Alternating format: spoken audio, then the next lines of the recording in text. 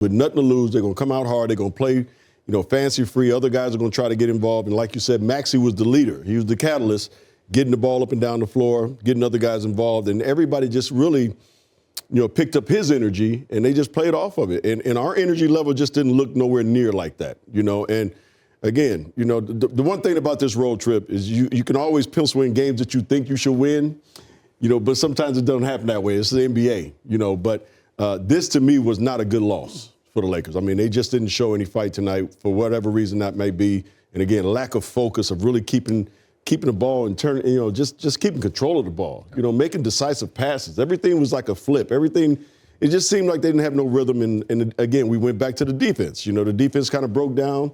And after that, everything just went downhill. President has not been a good city to the Lakers over the years. A lot of losses in a row here to Philly. Yeah, no doubt. It was always so crazy. When I was covering the team for the LA Times, you go there when Kobe was playing, boo, they would boo him. And the Lakers did okay in the Kobe Bryant era in that city. But the last few years, as you said, Geet, not friendly at all. You know what else wasn't friendly tonight? That second quarter. 48 points for the Sixers. I mean, no turnovers for them in that quarter. They had 16 free throws also in that quarter. What does that tell you? Lakers turning the ball over and then just fouling people. Reaching, not getting good position. Maybe a little tired the second night of a back-to-back. Maybe in that second quarter, trying to figure out, is AD coming back? What's going on with him? And now, Geet, all eyes do turn towards Anthony Davis. Maybe J.J. Redick has an update for us after the game. Because those abdominal strains, they can last. This could be more than he's going to sit out the Washington game in a couple nights. Hopefully not. He's been really good the last couple of years, coming back quickly from injuries, but hate to see him leave in that first quarter. Yeah, obviously the 48 are the most they've given up in a quarter this season. The 73 in that first half, the most they've given up this season. Byron, I'll start with you and Tyrese Maxey. What a great night for him. James called him, the catalyst, the guy that was kind of leading the charge, and absolutely right. Listen, he is a star in this league, and he saw his opportunity tonight and cooking. 43 points, 41 after three, by the way. Maxey is a heck of a basketball player. You got to give him a lot of credit. Made the All-Star team last year. We'll do it again this year. He is a bona fide superstar in this league, and he can do it. You can do it in a number of ways. I mean, he can get you downhill. He gets other guys involved. He can score from the inside, outside. I mean, he's just a phenomenal basketball player. You can tell by just watching him and hearing some of the stories that he's a terrific kid. He's a great little leader as well. So you gotta feel happy for him in the way he played tonight. But again, he saw the opportunity of, look, we got two of our big guns out. I'm gonna take over, and that's exactly what he did. From the start of this game, his motor was higher than everybody else, and he just went after guys from the get-go. Yeah, and James, look, I mean, they have some good role players around them. He's trying to keep this team afloat because Paul George and Embiid have missed so many games this year. They're just 17 and 27. I think now they go to 18 and 27. They've won 3 in a row, but that's, Maxey's doing all he can to keep that team competitive. You cannot take this team lightly with him on the court. Doing a good job, too. I mean, he got Counsell involved, Oubre, Gordon. But, Maxey, his energy, he had the highest plus minus on the team, plus 20. That means he was doing everything with a lot of energy and with a purpose.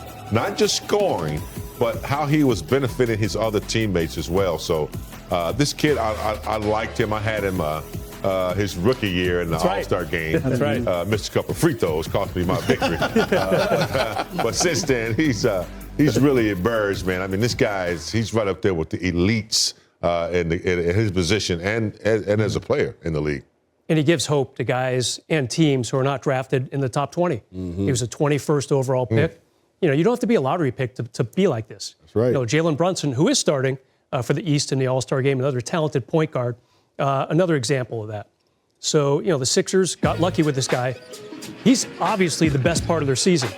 Joel Embiid has played 13 games. Paul George, who they gave $212 million to, he's missed a third of their games already. Wow. So this kid really is all Philly has to cheer about. Right now, they're right on the cusp of being in that play-in game. They were 11th coming into today. Don't know if this pushes them up. Don't really study the Eastern Conference play-in standings, but bottom line, Geet, he's a really talented kid. Guys, when you look at the turnovers in the last 2 nights, and I know, the result was a win in Charlotte, but you're looking over the last 24 hours, those are 41 turnovers combined, big game, James. So, listen, there's no more D-Lo, so the ball handlers, it goes down to Austin and LeBron. So other guys have to take care of the basketball as well. And then you lose AD, no Gabe as well tonight. Just a recipe for trouble. For disaster, especially after last night's game when you win and you turn the ball over like you did. It could be, a negative thing that's floating around. Then you come in tonight and you see it carried over. So, yeah, I mean, Reeves he's become the primary ball handler. So quite naturally, he may turn it over maybe 2 or 3 more times a game because he just handled the ball and people are still getting used to his tendencies. But in a game like this with no AD, possession of the basketball is most important, and you have to make the defense work to get a good shot, and they didn't do that. Another case for AD as the best defensive player in the world. Pyro. If we're going to can I put a positive spin on this? Listen, AD is like we all continue know, to beat this drum until someone listens to me. As we all know in this room, he's one of the best defensive players in this game.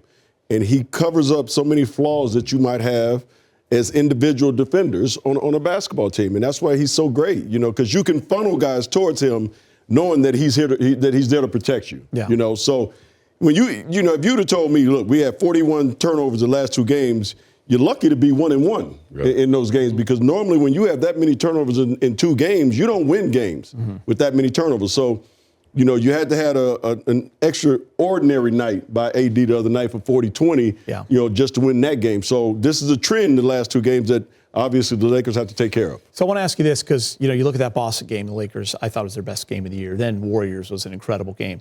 And then that first quarter of Charlotte, and they looked so good. They built up a 33-9 lead. From that moment, kind of the foot went off the gas a little bit. And listen, they're also human, so it's not always easy to get up on a Monday night or a Tuesday night when you're on the road during the middle of a road trip. But those are just excuses, right? What have you seen kind of in these last 6 quarters or so? That's they were minus 38 one time if you put some of those quarters together. Yeah, I think just what you said. I think what you said, Gee, you take the foot off the pedal, you get complacent, and all of a sudden it starts to develop in a negative way. So now it's going the other way. You've played, 10 great quarters. When you look at Boston, Golden State in the first half, you played 10 great quarters, and then all of a sudden you get a little complacent because you think, oh man, we got it. It's just like golf. You hit a few good shots, and all of a sudden you think you hit one bad one. Big game knows what you're talking about. you hit one bad one. It's like that snowball effect. So again, they just got to go back to just refocusing on all the good things that they were able to do in those 2 games, and just get back to it. And again, the fundamentals of basketball is not very hard. Taking care of the basketball is not very hard. Being flipped with the basketball is, because when you start just throwing it all over the place, you start giving up layups and easy buckets to other teams.